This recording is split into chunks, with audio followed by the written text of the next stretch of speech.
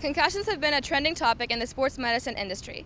We sat down with lifetime journalist Chuck Finder to talk with him about his knowledge on concussions. His articles focus on the ways to prevent concussions in contact sports and the effects of concussions on the brain.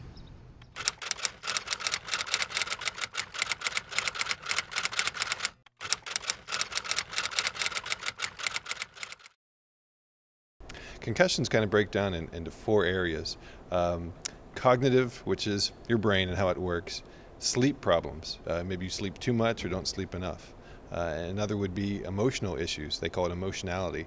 A concussion can depress you, but you're also just going to feel frustrated.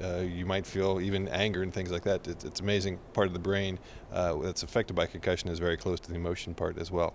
And the other one is fatigue. Not just a sleep problem, but even during the day, if you're in school or wherever you are, you could fall asleep or just all of a sudden you're exhausted. And those are the four basic symptoms of concussion.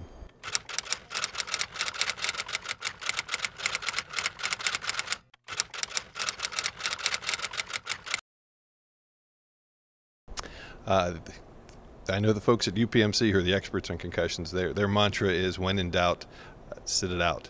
Don't play. Go tell someone who you can trust, first of all. Usually be a trainer, somebody who's kind of a health professional. A lot of teams will have trainers if you're in your high school or college sport.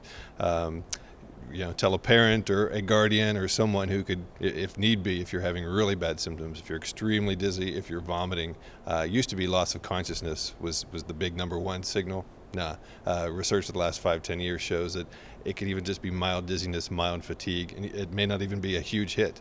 But if you think you have any of these symptoms, like I said, major ones, dizzy, fatigue, sick to your stomach, maybe a car sickness kind of feeling, or you're foggy, your eyes aren't right, or you can't see things, that's when you need to go to somebody who can help you.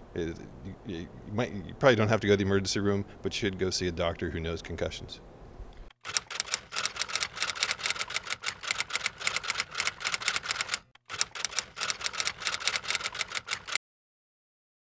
But I think the major thing to stress is, there is now a law in Pennsylvania, there's a law in about 40 states, and the rest of them are looking into this kind of thing.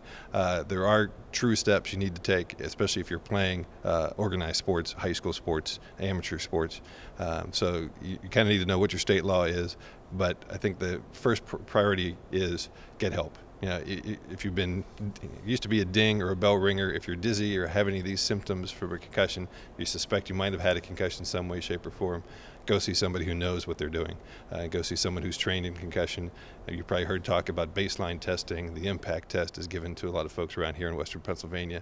That's a great tool that helps decide if you've ever had a baseline test. You can take it again and see post-injury if you really do have a concussion.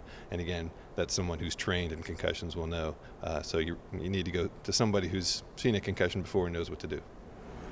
Concussions not only put the patient at risk of serious brain damage, but could also lead to discomfort from fatigue, headaches, or even loss of positivity. I'm Joel Coaches from the Point Park Journalism Workshop, and if you or anyone you know has had a head-on collision, please seek medical attention immediately.